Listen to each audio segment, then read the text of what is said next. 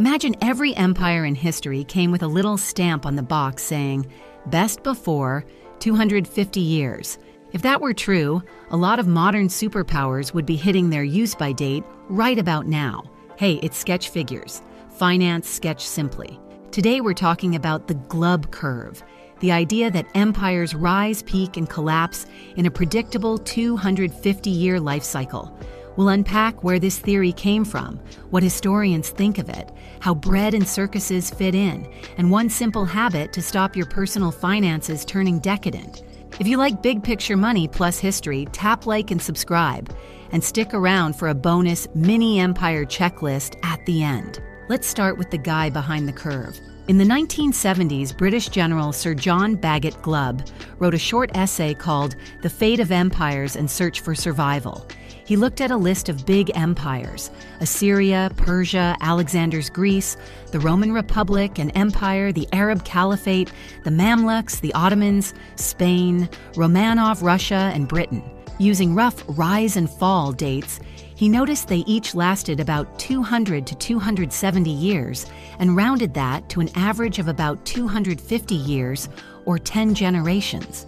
From that, people built what's now called the Glubb Curve, a life cycle with stages like 1. Age of Pioneers / Outburst. 2. Age of Conquests. 3. Age of Commerce. 4. Age of Affluence.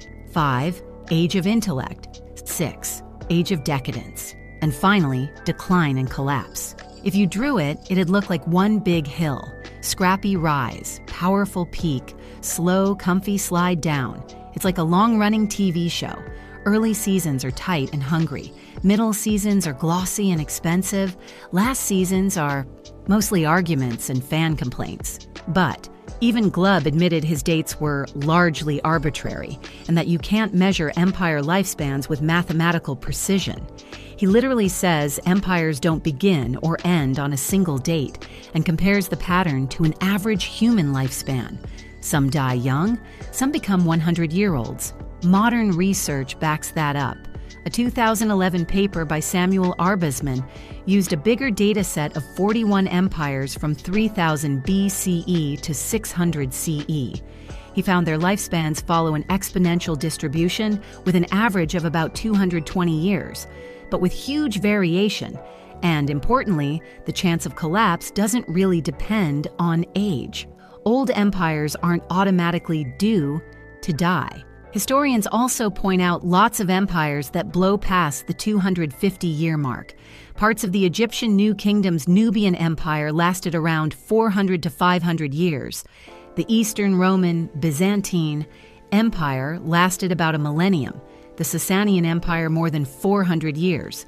The Ottoman Empire roughly 600. And depending on how you define it, the British Empire stretches over at least 400 years. So the Glubb Curve isn't a law of physics. It's more like a story template, a way of asking, if this empire were a character arc, where in the plot are we? Now let's walk through those stages. First, the rise. Think of stage 1 as the startup phase of a civilization, the age of pioneers, or the outburst. You've got a small, usually poor, often ignored people sitting next to a much bigger power. Then suddenly, they break out. Glubb points to the Macedonians before Philip and Alexander, the early Arab tribes before the Islamic conquests, the Mongols before Genghis Khan, and Spain right after kicking the last Arab kingdom out of Granada in 1492. Mechanism-wise, this stage runs on hard times and high drive. Life is tough, so people are used to risk. There's not much bureaucracy. Leaders are improvisers, not committee chairs. It's like a bootstrapped startup. Low salaries, high energy, everyone doing 3 jobs. Then comes stage 2, the age of conquests. The new power figures out, hey, we're actually good at this. They professionalize the army, copy the admin systems of whoever they just beat, and expand. Rome conquers Italy and then the Mediterranean. The Arab armies, starting from desert tribes with no formal state, wipe out the Persian Empire and take huge chunks of the Eastern Roman Empire within decades. The logic is simple. Expansion brings security and loot. More land, more people paying taxes, more trade routes under your control. You go from tiny warrior tribe to regional boss, which sets up stage 3, the age of commerce. Once your empire controls big chunks of geography, trade becomes easy. Ships sail under your flag. Caravans cross your land without worrying about random bandits, because your own soldiers are the bandits now, just with uniforms. Glubb notes that empire after empire hits a phase where merchants matter as much as generals. Trade explodes. Think Roman grain, olive oil, and wine, the Arab world's Silk Road and Indian Ocean trade, Spanish silver from the Americas, British global shipping. Here's the twist. In the Conquest phase, the top status symbol was honor and glory. In the commerce phase, it quietly shifts to profit. The ambitious young people start asking, why risk my life in battle when I can get rich in business? That's not automatically bad. Trade raises living standards and funds roads, ports, science. The limit is, if making money for yourself replaces serving something bigger, the culture starts to change. In your own life, the rise is that scrappy phase where you're learning skills, taking hard jobs, and trading comfort for growth. It's powerful, as long as you don't forget why you're doing it. Quick pause here. If you're into this mix of history, money, and behavior, hit like and subscribe so YouTube doesn't bury us under cat videos and meme stocks. All right, time for the darker half of the curve. Now we hit the part of the movie where everything looks amazing, right before things start cracking. Stage 4 is the age of affluence. Decades of commerce pile up into serious wealth. The empire's cities are rich. Arts and architecture flourish. People have bigger houses, better clothes, better food. Glubb argues that this is where money slowly replaces duty as the main goal of the best young men, and women in modern terms. People don't strive for glory or service first. They strive to get paid. Education shifts too. Instead of training citizens for hardship and service, schools shift toward credentials that maximize income. A medieval moralist in the Arab world, Al-Ghazali, was already complaining 1,000 years ago that students chase degrees purely for wealth. Glubb loved that parallel. From a finance angle, this is the classic lifestyle inflation stage. The empire's income goes up, and so does its burn rate. Stage 5, the age of intellect. Once basic needs and luxuries are covered, empires start throwing money at ideas. Universities, academies, scientific societies, and grand debates blossom.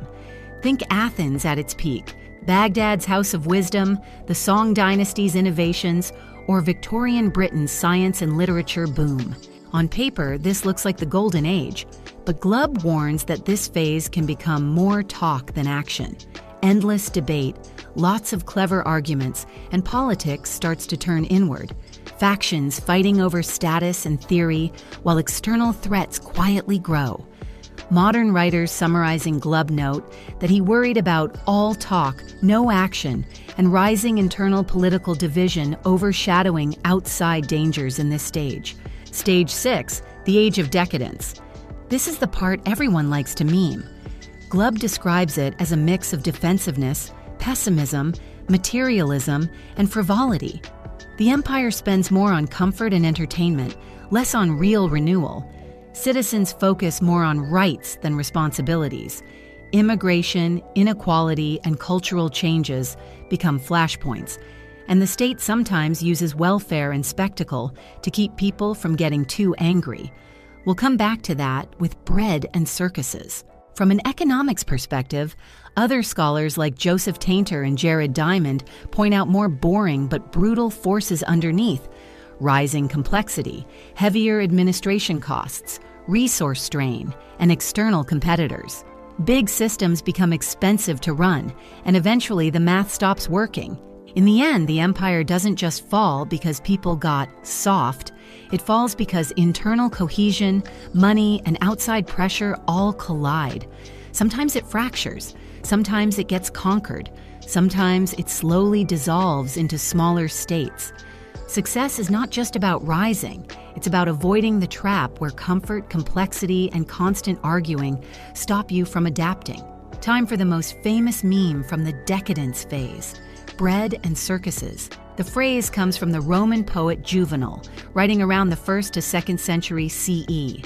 He was complaining that ordinary Romans, who once cared about elections and public life, now mostly wanted two things from their rulers: free grain, bread, and big shows, circuses. The bread part referred to the grain dole, free or heavily subsidized grain for Roman citizens, which emperors used to keep the city fed and politically calm. The circuses were huge public entertainments, chariot races at the Circus Maximus, gladiator games and animal hunts in amphitheaters like the Colosseum, and other spectacular shows. Over time, the number of festival days with games grew. Under Augustus, there were already dozens of days a year with major shows. By later emperors, that roughly doubled. A big chunk of the political energy in Rome became, who can put on the better show and keep the grain flowing? So what's the mechanism here? Give people immediate comfort, food handouts, add constant entertainment, games, drama, spectacle. Congratulations! You've made it a lot harder for them to focus on slow burn problems like debt, corruption, or climate. Climate of politics. It's not just governments either. Businesses, platforms, and media all benefit when attention is glued to screens and short-term pleasures. Here's where behavioral science kicks in.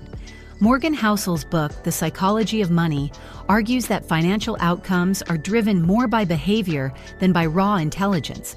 We chase things that feel good now: status, comfort, entertainment, and underestimate how those habits compound over decades. Richard Thaler and Cass Sunstein in Nudge show that humans are prone to present bias. We massively overvalue right-now rewards versus future benefits. We also stick with easy defaults, avoid complex calculations, and copy what others do. Put that together, and bread and circuses is basically empire-level present bias. Politicians avoid painful reforms because handouts and spectacle are more popular today. Citizens avoid hard trade-offs because scrolling and shopping feel nicer than reading budget reports.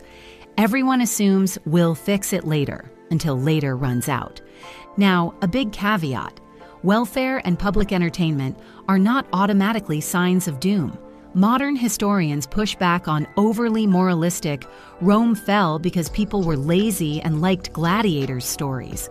The fall of Rome and other empires had many causes: invasions, plagues, bad leadership, resource problems, not just vibes.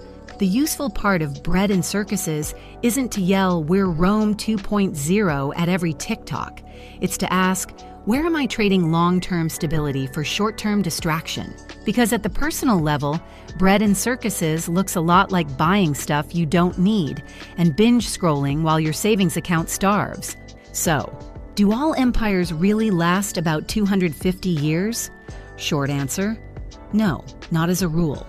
Glubb's essay was an interesting pattern-spotting exercise on a small sample of empires, and even he called his dates approximate.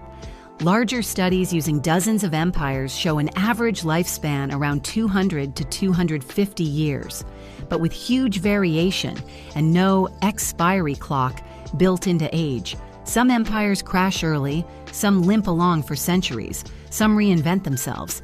A recent fact check flat out called the claim, "No empire lasts longer than 250 years, false, pointing to Egypt's new kingdom, the Byzantine Empire, the Sasanian and Ottoman empires, and the long arc of the British Empire as clear counterexamples. So the Glubb Curve works best as a story lens, not a prophecy. It's helpful to think in stages: outburst, conquest, commerce, affluence, intellect, decadence. It's misleading if you treat 250 years like a magic number or assume history repeats exactly. Where it does help is with your own mini empire, your household, your career, your finances. Here's one practical takeaway you can actually use. Try to keep a piece of your life permanently in the pioneer commerce stage and out of the decadence stage. Practically, that looks like: 1. Keep learning and experimenting. Always have a project that feels like those pioneer days, a new skill, side hustle, or habit that stretches you a bit. Don't let your whole life become maintenance mode. 2. Slow down your lifestyle curve. Morgan Housel talks about how the hardest financial skill is getting the goalpost to stop moving. When income goes up, don't let spending chase it all the way. Leave a gap. That gap is your empire's safety buffer. 3. Set up nudges for future you. Use Thaler and Sunstein's idea of nudges. Automatic savings, default retirement contributions, small frictions on impulse spending. Make the long-term choice the easy one in your personal budget empire. If countries manage to do this at scale, maybe they stretch their curve. But even if they don't, you still win. The Glubb Curve shows how empires rise on struggle and can stall out on comfort. Quick rewind. A British general noticed many empires seem to rise, peak and fade over roughly 10 generations, mapped that into stages from pioneer energy to affluent decadence, and argued the pattern kept repeating. Later research and historians pushed back on the neat 250-year rule, but the story still highlights how prosperity can quietly erode the habits that created it. Today, this means your country isn't on a fixed countdown timer, but cycles of struggle, wealth, and complacency are real and worth noticing. One practical move: keep a slice of your time and money in pioneer mode, learning, saving, and building, even when things feel comfortable. Mindset shift. Instead of doom-scrolling empire collapse threads, ask, am I living like I'm in affluence or decadence? And what tiny nudge could move me back toward pioneers? If you found this helpful, hit subscribe and tap the notification bell so you don't miss future episodes. If you haven't already, check out our last video on the psychology of money and why you feel poor, even when you're not. And as always, this video is for education only and isn't financial advice.